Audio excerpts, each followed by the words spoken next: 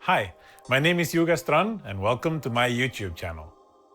In this video, I'll show you how I did the main construction work for my workshop. I live in Norway and we are not known for the warmest climate in the world. So I remember even as a child dreaming of a heated workshop that I could do all my projects in all winter long without being cold.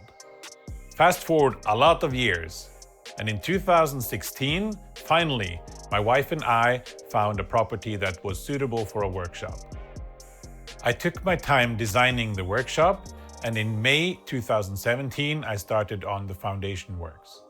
I wanted to reuse as much as possible of the existing materials, so I dug out a big hole behind the house so I could put some of the good gravel and stones from inside the carport back there. This also meant removing a part of the hedge. When the inside of the carport was graded, I compacted it, put down insulation, and prepared for the slab. I never did any concrete work before, so I asked for a friend to help me. I think it turned out okay. It wasn't the best quality, but it's okay.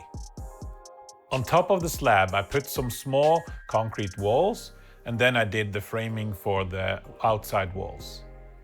After the framing was finished, I put up wind barrier and the wood panels that went on the outside. After a coat of paint, it started to look really nice. When the outside was almost finished, I started doing the inside work. The existing walls of the carport were not insulated, and I had to do the wind barrier on the inside. It was a lot of work, but I got it to be okay.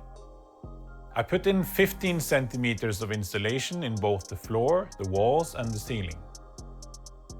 On the inside of the insulation, I put a vapor barrier and sheetrock on the walls. In the ceiling, I put OSB first and then sheetrock. This was to make it easier to mount things in the ceiling. After all the sheetrock was in place, I taped and mudded all the seams. I painted the walls and ceiling the same color, white. I'm very happy with the result, and it's a very nice place to work.